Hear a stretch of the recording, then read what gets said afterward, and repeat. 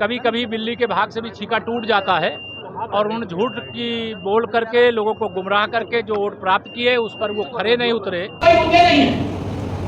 मुद्दा विहीन विपक्ष से दुष्प्रचार करता है, झूठ फैलाने की कोशिश करता है। लेकिन अगर इनसे पूछो जब ये सत्ता में थे, बताओ मेरी माता बहनों, जब सत्ता में थे तो महिलाओं का सशक्तिकरण समूहों का इस प्रकार गठन होता था क्या? बताओ मेरे होता था क्या? पहले महिलाओं को कैसे कहा जाता था? ये इनकी माता जी हैं, ये इनकी भाभी जी हैं, ये इनकी पत्नी हैं। लेकिन मैं जानता हूं समूह की हमारी दीदियां ऐसी है कि पूरा गांव जाता है कि गांव की जो बैंक सखी सखी है, बैंक सखी है, विद्युत सखी है, इनके घर के जो पुरुष होते हैं उन दीदियों के नाम से उस परिवार की मुखिया को जाना जाता है। मोदी जी के नेतृत्व में सरकार बनाने के लिए जो विजय यात्रा मुजफ्फरनगर से शुरू हुई थी, उस विजय यात्रा के परिणाम स्वरूप एक गरीब मां बाप का बेटा देश का प्रधानमंत्री बना था। और उस समय हम उत्तर प्रदेश में 2014 के लोकसभा चुनाव 80 में से 73 लोकसभा सीटें जीते थे। संयोग से उस समय आपके मुजफ्फरनगर से संजीव बालियान जी और फूलपुर लोकसभा से मुझे भी देश की संसद में चुन करके जाने का सौभाग्य मिला। लेकिन 2014 में देश में माननीय नरेंद्र मोदी जी के नेतृत्व में सरकार बनने के बाद जो काम उत्तर प्रदेश में शुरू हो जाना चाहिए था, उस समय की समाजवादी पार्टी की सरकार को आप याद करिए। मुजफ्फरनगर वालों को अगर 2013 के दंगे की याद दिला हुआ तो लगेगा सूरज को दीपक दिखाने का काम मैं कर रहा हूं। अगर आपको याद हो जब समाजवादी पार्टी की उत्तर प्रदेश में सरकार थी, या उत्तर प्रदेश दंगा प्रदेश बन गया था, गुंडा प्रदेश बन गया था, माफिया प्रदेश बन गया था, अपराधी प्रदेश बन गया था। लेकिन आप सबके आशीर्वाद से 2017 में जब उत्तर प्रदेश का विधानसभा चुनाव हुआ, आपने हमें 325 विधानसभा सीटों पर विजय का आशीर्वाद दिया और माननीय मोदी जी के नेतृत्व में देश में और आदरणीय योगी जी के नेतृत्व में प्रदेश में डबल इंजन की सरकार बनी। मैं शुक्र तीर्थ में पहले भी आता, यहाँ के लोगों की एक ही मांग, हमारे माननीय जनप्रतिनिधिगण भी, चाहे आदरणीय संजीव जी या सभी जनप्रतिनिधिगण जो बातें कह रहे हैं, विकास आपका अधिकार है और विकास का मतलब भारतीय जनता पार्टी ही है। शुक्र तीर्थ के विकास के लिए बहुत लंबे समय से मांगे थे, लेकिन यह मांग कब पूरी हुई? जब आपने डबल इंजन की सरकार बनाने का काम किया, तब यह शुक्र तीर्थ की जो महिमा है, जो गरिमा है, उसके अनुसार हम आगे बढ़ने में सफल हो गए। बहुत लंबा विषय, उसकी चर्चा नहीं करना था। 2017 में सरकार बनाने के बाद 2019 का लोकसभा चुनाव आया था। आप सबको याद होगा उत्तर प्रदेश में सपा और बसपा ने गठबंधन कर लिया, लेकिन फिर भी आपने हमें 64 लोकसभा सीटें जिता करके माननीय मोदी जी के नेतृत्व में दूसरी बार सरकार बनाने का काम किया। 2022 का विधानसभा चुनाव फिर आया। अहंकारपूर्ण दावे समाजवादी पार्टी को समय थे क्योंकि हम 400 सीटें उत्तर प्रदेश की जीतेंगे और सरकार बनाएंगे, लेकिन आपने फिर से भारतीय जनता पार्टी को अपना आशीर्वाद दिया और हम उत्तर प्रदेश में 2022 में फिर से सरकार बनाने में सफल हुए। 2024 के लोकसभा चुनाव जिसकी मैं चर्चा करना चाहता हूं, इस लोकसभा चुनाव में अंतरराष्ट्रीय स्तर से लेकर के राष्ट्रीय स्तर पर साजिश की गई कि मोदी जी को तीसरी बार देश का प्रधानमंत्री अगर बनने से नहीं रोका गया तो भारत विश्व की महाशक्ति बन जाएगा, भारत आत्मनिर्भर बन जाएगा, भारत का गरीब आदमी अमीर बन जाएगा, नौजवान को रोजगार का व्यापक अवसर मिल जाएगा और दुनिया में भारत के तिरंगे का मान बढ़ जाएगा। जिनको भारत के तिरंगे का मान सम्मान का ख्याल नहीं रहेगा, वह सारे लोगों ने साजिश किया कि तीसरी बार मोदी सरकार न बनने पाए। मैं धन्यवाद देता हूं आप सबका, देश की जनता का, कि तीसरी बार मोदी सरकार बन गई और अब देश विकास के पथ पर फिर से आगे बढ़ा चला। आप सबके सामने मैं अगर वर्णन करूंगा, अभी 2 अक्टूबर को हम लोगों ने स्वच्छ भारत स्वस्थ भारत का संकल्प लेकर के स्वच्छता का अभियान चलाया।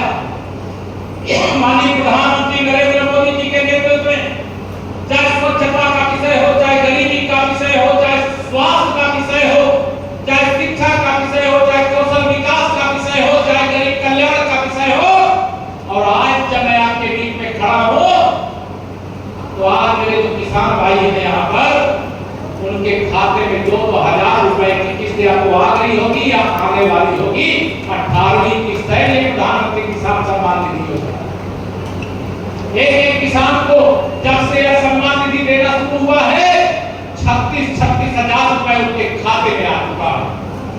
माननीय नरेंद्र मोदी जी ने, ये हमारी मातृशक्ति बैठी महिला सशक्तिकरण की दिशा में जितना काम माननीय नरेंद्र मोदी जी के नेतृत्व में हुआ है उतना उसका 10% भी कांग्रेस वालों ने, सपा वालों ने, बसपा वालों ने किया होता तो आज हमारी माताएं पहले अपने घर परिवार को शान से चला रही होती। यह संकल्प किसी के मन में कभी नहीं आया था कि हमारे देश की 3 करोड़ गरीब महिलाएं लखपति दीदी बन जाए। यह संकल्प भी किसके मन में आया? आदरणीय प्रधानमंत्री माननीय नरेंद्र मोदी जी के मन में आया। 3 करोड़ लखपति दीदी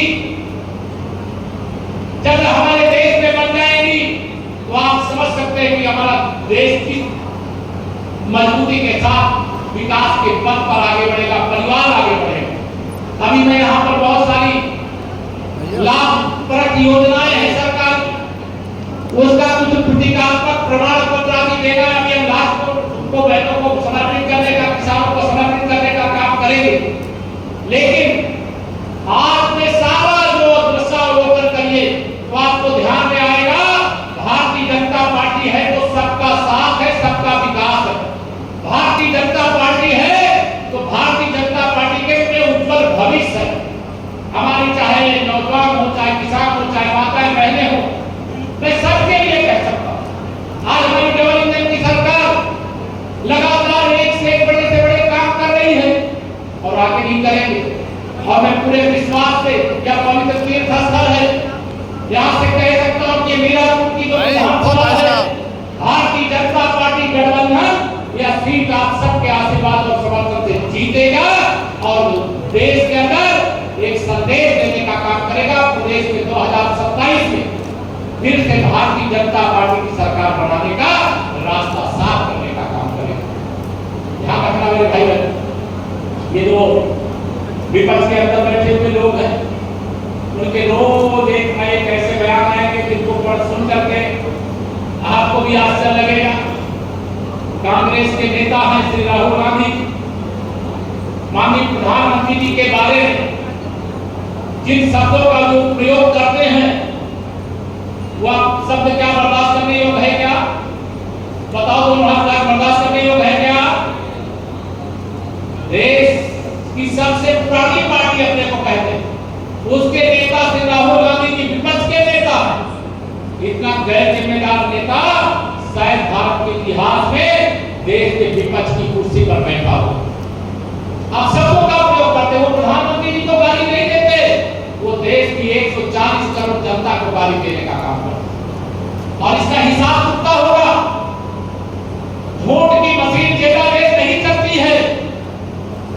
2024 के लोकसभा चुनाव में लोगों से कहा संविधान खत्म कर देगी भारतीय जनता पार्टी। अरे हम संविधान के रक्षक हैं, हम संविधान के पुजारी हैं, हम बाबा साहब भीमराव अम्बेडकर के अनुयायी हैं। संविधान हम तो खत्म नहीं कर सकते, लेकिन जो खत्म करने की सोच में हम लोग के मंसूबे कभी पूरे नहीं होने दे सकते। उन्होंने कहा आरक्षण खत्म कर देंगे।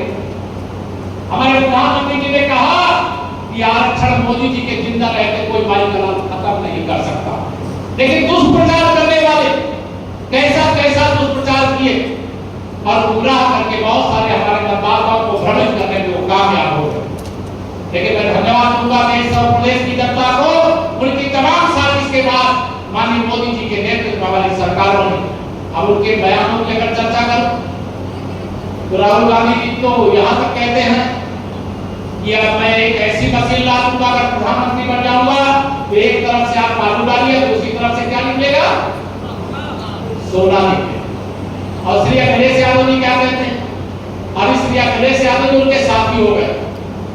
अखिलेश जी को कुछ कहो तो राहुल जी को बहुत दर्द होता है और राहुल जी को कहो तो अखिलेश जी को दर्द होता है। ये दर्द क्यों होता है? अगर उत्तर प्रदेश में कोई हमारी बहन बेटी के साथ अपराध करे तो क्या उसे क्षमा करना चाहिए? क्या कोई किसी की हत्या करे तो उसे माफ करना चाहिए?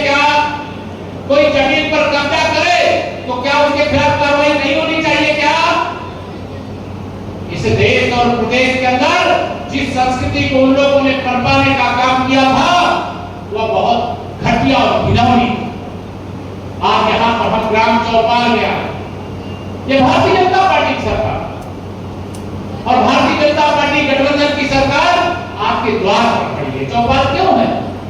सरकार आपके द्वार पर है, आपकी समस्या आपके पास आकर के समाधान करने के लिए हम लोग आए। आप अपनी समस्या लेकर के कोई लखनऊ आना चाहे, दिल्ली जाना चाहे, उसका स्वागत है, लेकिन आपकी समस्या आपके गांव में, आपके चौपाल में समाधान करने के लिए आए। मैं युवा मोर्चा के कार्यकर्ताओं से कहूंगा, यह 2024 का उपचुनाव जब भी चुनाव आयोग घोषित करेगा, इस चुनाव को गंभीरता से लीजिएगा। हर बूथ पर भारी अंतर से भारतीय जनता पार्टी गठबंधन की जीत सुनिश्चित करने का संकल्प लेकर के जाइएगा। और मैं पूरे विश्वास से कह सकता हूं कि उत्तर प्रदेश की 10 सीटों के चुनाव हो रहे हैं, उसमें से अधिकांश सीटें भारतीय जनता पार्टी गठबंधन जीतेगा, यह मैं आपको विश्वास दिलाना चाहता हूं। विपक्ष को फैलाया हुआ, उनके पास कोई मुद्दे नहीं है, मुद्दा विहीन विपक्ष दुष्प्रचार करता है, झूठ फैलाने की कोशिश करता है। लेकिन अगर इनसे पूछो, जब ये सत्ता में थे, बताओ मेरी माताओं बहनों, जब सत्ता में थे तो महिलाओं का सशक्तिकरण समूहों का इस प्रकार गठन होता था क्या? बताओ मेरे, होता था क्या? पहले महिलाओं को कैसे जाना जाता था? ये इनकी माता जी हैं, ये इनकी भाभी जी हैं, ये इनकी पत्नी है। लेकिन मैं जानता हूं आज समूह की हमारी दीदियां ऐसी है कि पूरा गांव जानता है कि गांव की जो बैंक सखी सखी है, बैंक सखी है, विद्युत सखी है, इनके घर के जो पुरुष होते हैं उन दीदियों के नाम से उस परिवार के मुखिया को जाना जाता है। यह महिला सशक्तिकरण का उदाहरण। यहाँ तमाम स्टाफ लगे, बहुत सारे नहीं लगे, कई प्रकार के उत्पादन करके, और उनको केवल मुजफ्फरनगर में नहीं, उत्तर प्रदेश में नहीं, देश में नहीं, बल्कि पूरी दुनिया के बाजारों में हमारी दीदियों के द्वारा, समूह के द्वारा बनाया गया सामान आज भेजा जाता है। वो ऑनलाइन सप्लाई करते, उनके ऑनलाइन खाते में पैसा आता है। ये माननीय प्रधानमंत्री नरेंद्र मोदी जी के नेतृत्व में जो गरीब कल्याण का स्वप्न देखा गया, उसका परिणाम है हम विश्व की 11वीं अर्थव्यवस्था से अब 5वीं अर्थव्यवस्था है। मोदी जी ने वादा किया है कि तीसरी बार मोदी सरकार का मतलब हम तीसरी अर्थव्यवस्था बनेंगे। 2047 तक विकसित भारत बनाने का संकल्प उन्होंने लिया है। और आज ही मैं अखबार में पढ़ रहा था, हमारे देश के वित्त मंत्री जी कह रही थी, हमारे हर गरीब की, हर भारतवासी की, हर उत्तर प्रदेश वासी की आमदनी को दुगना करने का काम किया जाएगा। यह स्वप्न सपा बसपा कांग्रेस वाले नहीं देख सकते, वो तो उनके 10 पीढ़ी का जुगाड़ कैसे हो जाएगा यही केवल देख सकते हैं। तो मैं आप सबसे पूछना चाहता हूं, बताइए मीरापुर विधानसभा चुनाव जब भी घोषित होगा, यहाँ भारतीय जनता पार्टी गठबंधन को आप जिताओगे? दोनों हाथ में जिताओगे?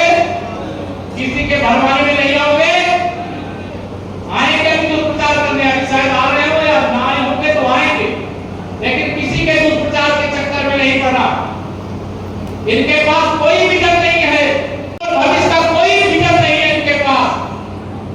यह भारतीय जनता पार्टी ने तय किया है कि हम विश्व की महाशक्ति भारत को बनाने का काम करेंगे, और उत्तर प्रदेश के बगैर भारत विश्व की महाशक्ति नहीं बन सकता।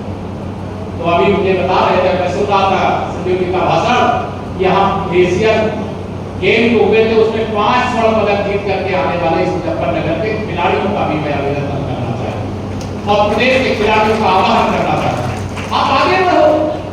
डबल इंजन की सरकार आपके साथ है, आपके उज्जवल भविष्य के लिए समर्पित है। और यह भूमि तो ऐसी है जहां अनेक खिलाड़ी अनेक प्रकार के पदक जीत करके लाए हैं और आगे लाएंगे, मुझे विश्वास। आज हरियाणा में चुनाव होगा, मतदान होगा, 8 तारीख को मतगणना होगी, और मुझे पूरा विश्वास है तीसरी बार हरियाणा में भी भाजपा सरकार बनने जा रही है। आप सबका आशीर्वाद, आप सबका संदेश, बहुत सबके परिचय संपन्न होंगे। वोट कर लेना एक कि वोट न डालने गए हम, वोट डाला गया, और वोट कहाँ डालना ये बताने की आवश्यकता नहीं, आप बता दीजिए। बननी चाहिए कि नहीं हरियाणा में फिर से भाजपा सरकार? बननी चाहिए कि नहीं? दोनों हाथ बननी चाहिए कि नहीं? बनाने के लिए आप सब अपने अपने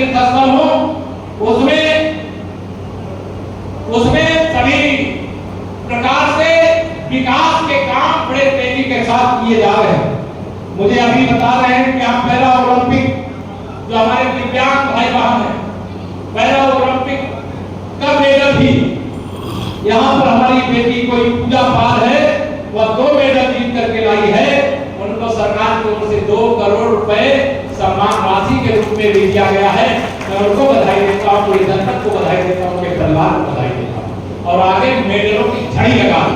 अगर हम देश की 140 करोड़ से अधिक आबादी वाले हैं लोग, तो हमारे यहाँ स्वर्ण पदक हो चाहे रजत पदक हो, उसका ढेर लग जाना चाहिए। लक्ष्य लेकर के आप आगे बढ़े।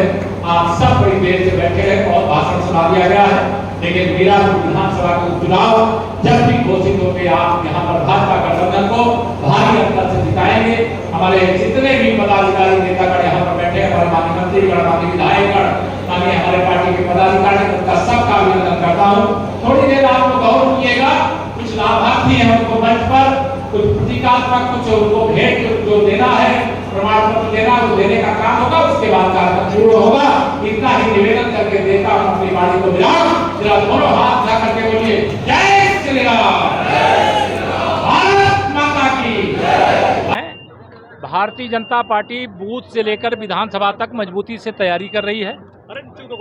हम गठबंधन के साथ मिलकर के सभी 10 सीटें जीतें, इस लक्ष्य को लेकर के काम कर रहे हैं। वैसे भी समाजवादी पार्टी और कांग्रेस पार्टी के गठबंधन से लोगों का विश्वास समाप्त हो गया है और सपा को ही लोग समाप्तवादी पार्टी बनाना चाहते। लेकिन सर 24 में उन्होंने काफ़ी सीटें जीती हैं। वो कभी कभी बिल्ली के भाग से भी छीका टूट जाता है और उन्होंने झूठ की बोल करके लोगों को गुमराह करके जो वोट प्राप्त किए उस पर वो खरे नहीं उतरे। जनता उनकी असलियत समझ गई है।